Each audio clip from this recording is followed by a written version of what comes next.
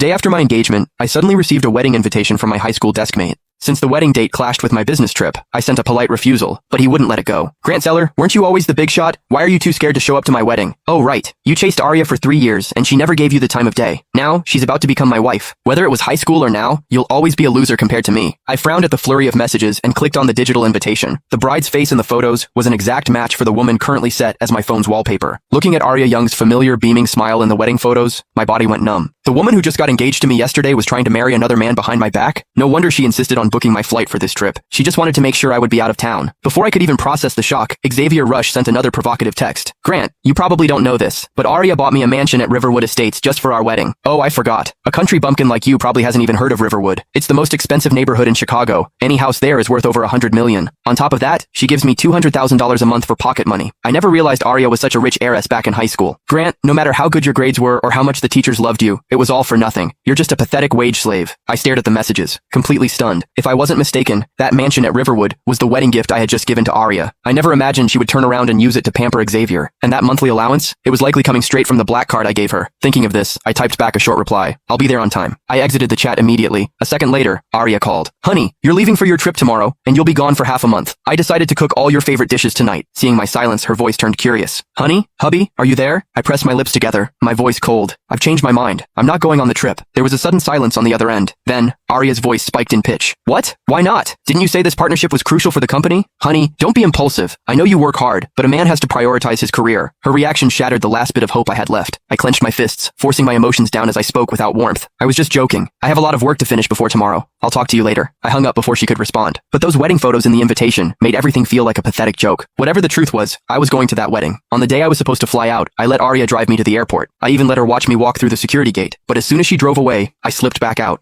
I checked into the very hotel where her wedding with Xavier was being held. On the day of the ceremony, I walked into the ballroom and saw a photo wall of the happy couple. There was a photo of them both in their high school uniforms. That was when I realized they had been together since our school days. I closed my eyes for a moment. When I opened them, they were cold and indifferent. Xavier arrived, looking sharp in a tailored suit. He was surrounded by a group of our old classmates who were busy kissing his boots. Xavier, you're the man. You actually managed to land the ice queen of our class. We went to school together for 3 years, and I never knew Arya was so loaded. Man, marrying a woman with that much beauty and cash? You're set for life. Different people have different fates, I guess. Xavier definitely won the lottery here. Listening to their flattery, I felt like laughing. Xavier, however, looked incredibly smug. We're all old friends. If any of you need help in the future, just call me. I'll do what I can. His words made the group cheer even harder. Suddenly, someone spoke up. Hey Xavier, I heard Arya's dowry includes a priceless jade scepter. When are you going to show it off to us? My breath hitched. That jade scepter was a family heirloom passed down from my grandmother to my mother. Before my mother passed away, she gave it to me to give to my future wife. I had told Arya exactly how much that piece meant to me, and yet, she had given it to Xavier.